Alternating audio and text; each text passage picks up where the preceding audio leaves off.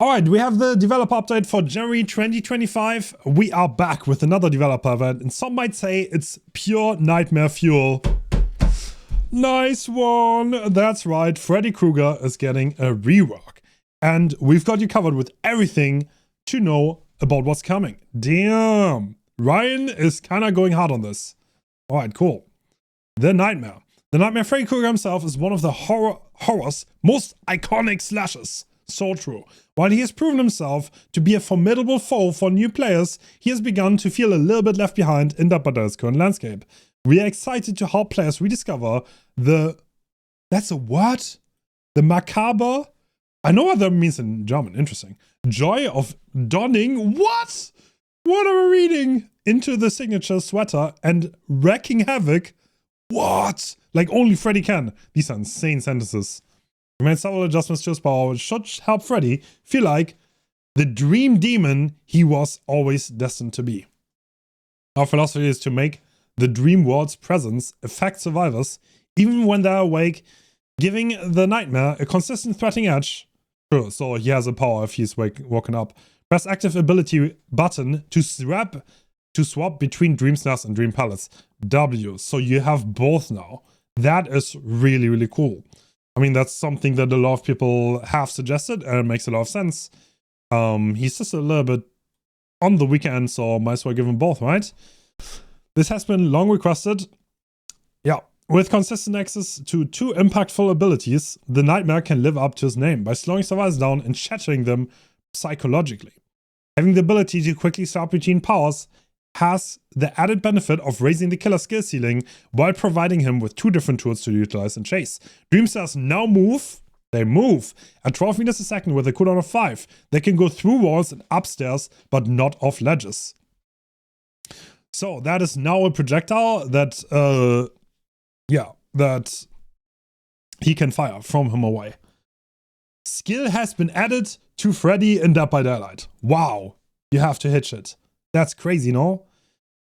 Dream Snares now have unique interactions with survivors, whether they are asleep or awake. Sleeping survivors will be hindered for 4 seconds, and awake survivors will gain 30 seconds on their sleep timer. So you can put people into sleep if they're not asleep already, and if they are asleep, then it's not a setup anymore. You can actually deny fast walls by shooting Dream Snares at survivors. So I feel like Dream Snares were kind of a thing. You only had 5, so you couldn't really set up on the map. So it was always a little bit awkward, and hopefully, that definitely seems like a good change. I'm a fan of this. And you also can put people into the dream state if they are awake. And that way you can get a chase power, and you don't feel as hopeless anymore. Yeah, this is definitely really cool. I'm excited to try this. This change grants the Nightmare additional flexibility when using the snare, allowing him to use them against a wider variety of opponents, making it so survivors don't need to be asleep.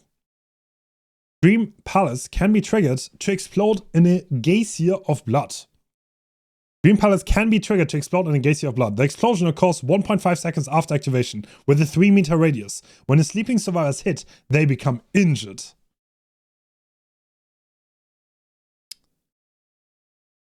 So yeah, they lose a health state if they get hit. I'm pretty sure they lose a health state. It says they become injured, but I think you can also down them. The explosion occurs 1.5 seconds. There's a trigger delay, but if you set up a dream pallet and someone runs to it, then you can explode it. Dream pallets have been a fun and rewarding way to mind game survivors. We want to add even more benefit to landing successful deception. Now, even if the survivor does manage to escape, they run into the risk of sustaining dark souvenir to remember you by. Oh my god, this is a philosophical text. The Nightmare can now teleport to completed, blocked, and endgame generators. Completed, blocked, so he can teleport to any gen. If it's an endgame, if it's completed, if it's blocked, if like 4 survivors are on it, if Grandma's on it, they can teleport. Dream projections on a healing survivor will teleport. Dream projection on a healing survivor will teleport. Yeah, and also he can, if survivors are resetting, if they're healing in the dream state, he can teleport to that. That's what is meant with this. Yeah, Freddy could not. It's kind of funny because Freddy had like a little bit of an endgame design with his perks, but he had a power that didn't work in endgame. So yeah, that's hopefully it's gonna be better now. Little bit happy to have that. And he can also teleport to healing survivors. You missed the sentence. As well as any survivor healing in the dream world. Oh, yeah, I missed the context. The nightmare within 12 meters of their position. He will teleport within 12 meters. Upon completing the teleport, survivors within 8 meters will be revealed with Killer Instinct and gain 15 seconds on their sleep meter. That's an add-on that is now base kit. The teleport cooldown has been decreased to 30 seconds, and the teleport can no longer be cancelled. No cancelling anymore. Dum, dum, dum. An important part of the Nightmare's playstyle is creating an illusion. Being everywhere at once and its dream protection is a major part of that. We've made a few changes to make this even more effective and remove the pain point of having survivors progress, rendering the Nightmare's power obsolete. Finally, the dream world. Don't let the name deceive you. A psychological torture chamber is far from a demon. We wanted this update to inject sleeping survivors with a sense of terror, paranoia, and urgency. So we made a few small and crucial tweaks. In the dream world, healing survivors will be revealed by Killer Instinct for as long as they're healing, allowing the nightmare to teleport to them. Yeah, that was hinted on earlier. So you cannot heal. Healing survivors will be. Does this count for self-heals? That is, yeah, I guess it does. Not specifically worded, but yeah. So you will need to wake up before healing. We are also giving the dream world a slight visual polish, which should help immerse players further into the fantasy. We have plans to continue improving this in the future, so keep your eyes out even for more to come. You have to keep in mind he teleports within 12 meters, so you will not instantly get hit. If you heal in shack, you can start a chase from there. Just wake up. Yeah, I mean, it's about time that the mechanic becomes significant, right? It's about damn time. On the survivor side, we want to address a few notable frustrations, mainly around alarm clocks and the general process of waking up. The confidence in these changes will improve. Oh no, sleeping survivors can now use any alarm clock to wake up. After using an alarm clock, it goes on cooldown for 45 seconds, during which it cannot be used again. So two survivors cannot use the same one, but you have them around the map, similar to like EMPs, right? On Singularity, that will be a good comparison. Nightmare add-ons. Rounding out this rework is a substantial pass to all the Nightmare add-ons, which will incentivize creativity whenever you're preparing your next loadout. While the full list is too long to include here, here's some notable add-ons coming with this update. Red Paint Brush. All survivors start the trial in the dream world. Old. Reveals the aura of survivors in the dream world when they are further than 32 meters away. Increases each survivor's sleep timer by 15%. OG Freddy, anyone? OG Freddy, do you guys remember? You guys remember OG? The OG? The original one? Back in my day, Freddy could see every survivor that was outside of 32 meters. Yeah. So now you can put an add-on on, and then you have it again. But survivors will take more time to fall asleep. Keep that in mind. So yeah, there's a significant downside to this. But yeah, if you want to play OG Freddy, go for it. Black box. Exit gates are blocked by sleeping survivors for 15 seconds when they're opened.